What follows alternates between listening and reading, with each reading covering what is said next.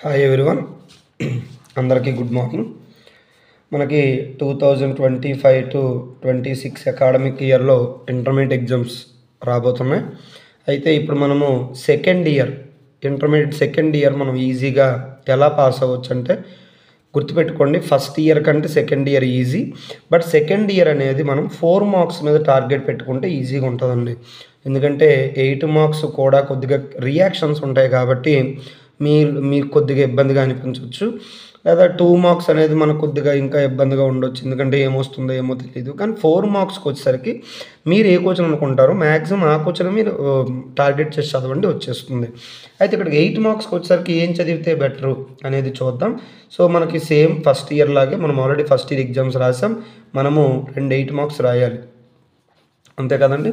ఇందులో మనకు ఫస్ట్ 8 చాలా ఈజీగా వచ్చింది. కొలిజన్ థియరీ ఇది చాలా ఈజీ అండి. చాలామంది చాలా టఫ్గా ఫీల్ అవుతారు. చాలా ఈజీ క్వశ్చన్ ఇది. So collision theory okay. అలాగే నెక్స్ట్ క్వశ్చన్ ఈజ్ మీరు ఆర్డర్ అండ్ మాలిక్యులారిటీ.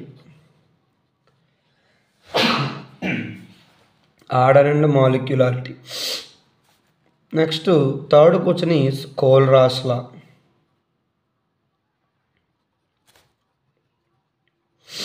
ఓకే. అలాగే fourth question is battery. Okay, ఇవి మీరు చదువుకుంటే చాలండి, ఒక 8 మార్క్ రాయొచ్చు. అయితే సార్ ఈ 2 4లు కదా, మీరు 8కి అంటున్నారంటే మనకు చాలా సందర్భాల్లో ఈ లెసన్ నుంచి 2 4లు కలిపి 8 ఇచ్చే సందర్భాలు ఉన్నాయి. సో కాబట్టి ఈ 4 చదువుకోండి, ఒక 8 ఖచ్చితంగా రాయగలరు. 99% కొలిజన్ థియరీ, బ్యాటరీ ఈ 2 బాగా చదవండి. సో మిగిలిన రెండింటిని అలా చదవండి. ఒకవేళ ఇన్కేస్ ఏమైనా ఇబ్బంది పెట్టాలనుకుంటే పేపర్, అలాంటప్పుడు 2 4లు కలిపి 8కి ఇవ్వచ్చు. ఓకే. నెక్స్ట్ సెకండ్ 8 అనేది మనకు మోస్ట్ ఇంపార్టెంట్. చాలా ఈజీగా మనం పొందొచ్చండి 8ని. First one is Haber's process. Okay. Second one is Ostwald method. అలాగే థర్డ్ వన్ ఈజ్ ఓజోన్. నాకు 99%. ఇంకా మీకు కావాలంటే క్లోరిన్.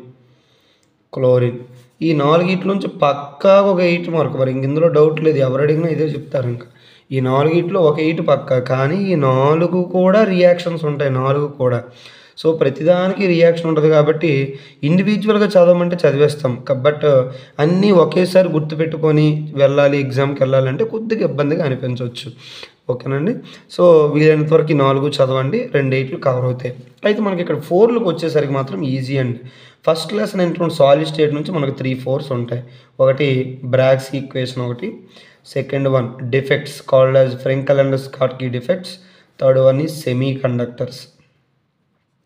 కండక్టర్స్. ఈ మూడింటి నుంచి ఒక 4 ఖచ్చితంగా ఎగ్జామ్కి వచ్చేస్తుంది. ఒక 4 మార్క్ ఖచ్చితంగా ఒకటి వచ్చేస్తుంది ఎగ్జామ్కి. ఓకేనా. నెక్స్ట్కి వచ్చేసరికి ఫోర్త్ లెసన్కి వెళ్ళండి. సర్ఫేస్ కెమిస్ట్రీ నుంచి ఫిజికల్ అడ్జార్ప్షన్, కెమికల్ అడ్జార్ప్షన్ ఒకటి. అలాగే కెటాలసిస్, అలాగే ఎమల్షన్స్, లియోఫిలిక్ అండ్ లియోఫోబిక్. ఇవన్నీ ఈజీ క్వశ్చన్స్. ఓకే. ఈ 4 నుంచి ఖచ్చితంగా ఒక 4 మార్క్ వచ్చేస్తుంది. అన్నీ ఈజీగా ఉంటాయండి, మీరు ఏం టెన్షన్ పడే అవసరం లేదు. ఏంటి ఇన్ని క్వశ్చన్స్ అయితే ఒక 4 వస్తుందని మీకు అనిపించవచ్చు, బట్ చాలా ఈజీగా ఉంటాయి క్వశ్చన్స్. అలాగే ఫిఫ్త్ లెసన్ చూస్తే ప్రిన్సిపల్స్ ఆఫ్ మెటలర్జీలో ఫ్లోటేషన్. ఇప్పుడున్న సెకండ్ ఇయర్స్ ఆల్రెడీ 10th చదివి ఉంటారు ఇది.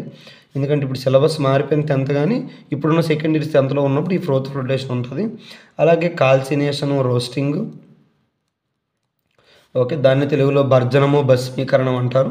అలాగే third one is leaching. But ఈ రెండిట్లో ఒకటి పక్క. బట్ అనుకోకుండా రావాలనుకుంటే అప్పుడు ఈ క్వశ్చన్ ఛాన్సెస్ ఉన్నాయి. అప్పుడు ఇది ఓకేనండి. ఈ రెండిట్లో ఒకటి ఖచ్చితంగా వస్తుంది ఎగ్జామ్కి. ఓకే. నెక్స్ట్ ఇంకా మనకి 7th lesson D and F block ఎలిమెంట్స్కి వచ్చేసరికి ఒకే ఒక క్వశ్చన్ ఉంది. దీనికి మించిన క్వశ్చన్ రాదు. Werner's theory 99%. ఇంకా మీకు కావాలంటే ఐయుపాక్ నేమ్స్ ఒకసారి అలా చూడండి. ఇవి కూడా రూల్స్ మీకు గుర్తుపెట్టుకుంటే చాలా ఈజీగా ఉంటాయి. Okay. Next third one is characteristics of transition elements. Characteristics of transition elements 99% Werner's theory అండి, ఇందులో ఇంకో క్వశ్చన్ లేదు. సో ఇంకొకవేళ ఏమైనా పేపర్ ఇబ్బందిగా టఫ్గా అనిపిస్తే మళ్ళీ 2 క్వశ్చన్లు చదవాల్సి వస్తుంది. ఇందులో ఒక 4 ఇంకో క్వశ్చన్ ఉంటుంది, జామెట్రికల్ ఐసోమెరిజం. ఓకేనండి, ఈ 4 ఒకటి ఖచ్చితంగా వచ్చేస్తుంది పేపర్ ఎలా ఇచ్చుకున్నా. లేదు పేపర్ కొద్దిగా ఈజీగా ఉన్నప్పుడు మాత్రం వెర్నర్స్ థియరీ, అందులో డౌట్ లేదండి, డౌట్ లేని క్వశ్చన్ అది. నెక్స్ట్కి వచ్చేసరికి 9th లెసన్కి వచ్చేసరికి బయోమాలిక్యూల్స్. బయోమాలిక్యూల్స్ చాలా ఈజీగా మనం దీన్ని రాబట్టవచ్చు. ఇందులో 2 క్వశ్చన్లు ఉంటాయి. ఒకటి విటమిన్స్ కూడా అన్నీ చదవవసరం లేదండి, ఏ డి ఈ కే, బట్ ఒక్కసారి సి కూడా ఇచ్చాడు. సో ఈ 5 చదివేయండి, ఏడిఈసికే ఇవి చదివేయండి. ఇందులో వాడికి నచ్చిన 4 ఇస్తాడు, 4 మార్కులు. So second question hormones. ఈ రెండిట్లో వాడు ఖచ్చితంగా వచ్చేస్తుంది, బయోమాలిక్యూల్స్ ఖచ్చితంగా ఒకటి వచ్చేస్తుంది. అలాగే మనకి ఇక్కడికి వచ్చేసరికి 11th లెసన్కి వచ్చేసరికి SN1 SN2. ఓకే, SN2 బాగా ఇంపార్టెంట్, SN1 కొద్దిగా ఇంపార్టెంట్. బట్ SN1 SN2 రెండు కలిపి చదవండి, బికాజ్ ఆఫ్ 2 మెకానిజమ్స్ కలిపి మళ్ళీ 4 మార్క్స్ అడగవచ్చు కాబట్టి 2 కలిపి చదవండి.